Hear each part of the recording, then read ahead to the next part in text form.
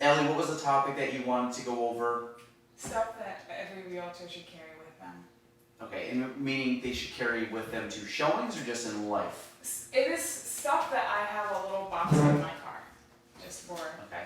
seasonal stuff, I guess. So Ellie, what do you have in your car for showings or anything? Because again, for people that don't know, real estate, we're on the road going into different homes, so our second office is the car. So what do you carry with you? Okay, so the first thing I realized that I needed to have with me was a pair of snow boots, because I work in an office, so I usually wear office shoes all day, and if I go to a showing in January, I'm gonna need snow boots, especially if it's a home that is not occupied, because we have to trudge around in the snow or the mud.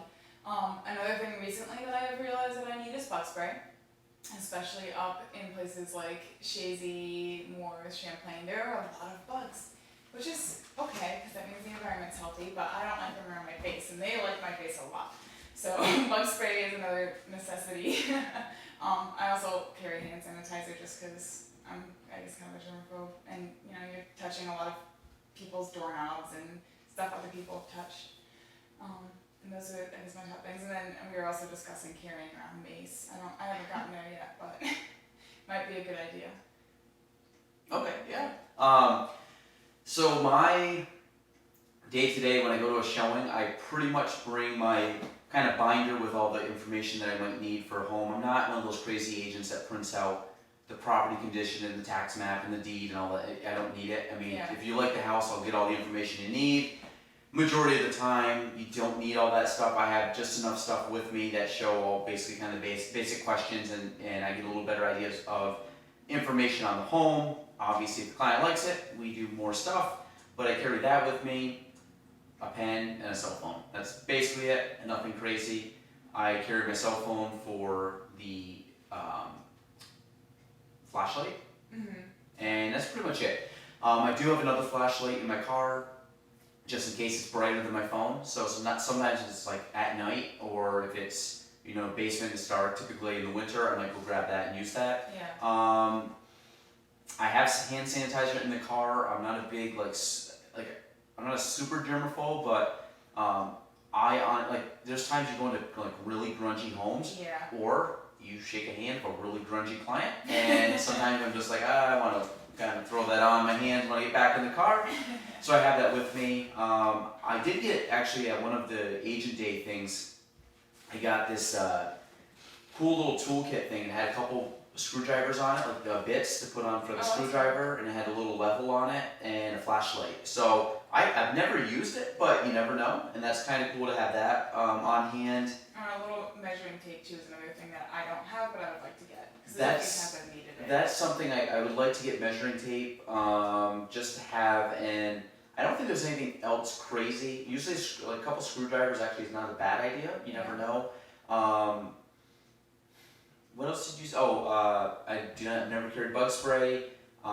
Winter boots, I have winter boots in my car during the winter for the same reason you said. I always have an extra pair of hat and gloves. Again, you never know if you go to a house and all of a sudden it's sunny, and then you go to another home and it's freezing, especially if it's vacant in the winter. Inside of homes are oftentimes colder than the outside of the home because there's just no light.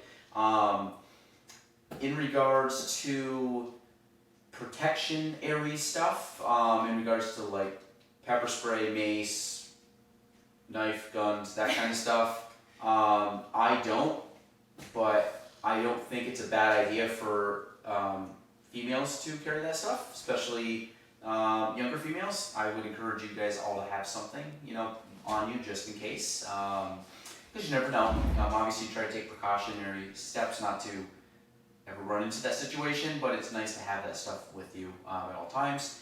I'm trying to think anything else. I mean, it's pretty basic. I don't bring a lot of stuff. I tried doing the iPad thing for a while. I thought it would be kind of cool to go around with the iPad instead of a sheet of paper, just so I can bring it up. It saves trees. The problem is when you're upstate New York, you don't always have service. Yeah. I thought about bringing it up and just like screenshotting stuff. I've done that before on my phone too. I'll just literally take photos of the computer, and then I don't have paper, and I can just flip through on my phone. But there's something I just like about printing out a sheet of paper because I can write notes on it. It's all in front. I don't know. I still have a little bit of old school to me. I still use a lot of paper. so I kind of got away from that. I didn't think it was as useful, so I don't really use it. And Especially like you said, I found, and that's another thing that I do actually, before most showings if I have time, I like to go, and pull up the tax map, cause a lot of the times they wanna see where the lines are, and I don't wanna have to guesstimate to them, so I'll just show it to them. yeah, if it's a property that has quite a bit of land, I'd say anything maybe over an acre or two, you could do that.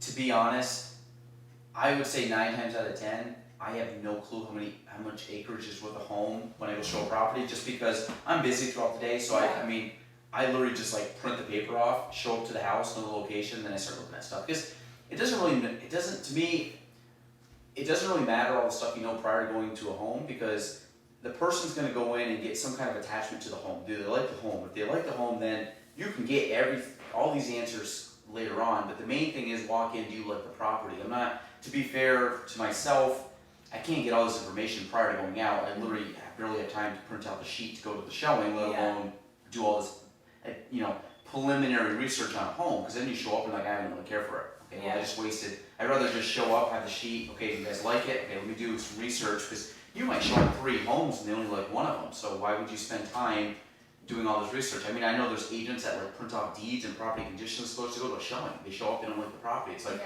if you're an agent, save your time. Like, most people, when they go see a home, aren't gonna buy that home. Meaning they're not gonna buy like the one home you take them to. Like, they're gonna probably want to see a few. So, you're just gonna be printing a ton of stuff out, and you're gonna have all these papers, and I think you'd be very minimal. And as soon as they like the house, then you start obviously doing more research and diving deeper into like the history of the market or the house on the market, and then the pricing, and then the tax map and anything that might be in the deed that might come up, that kind of stuff.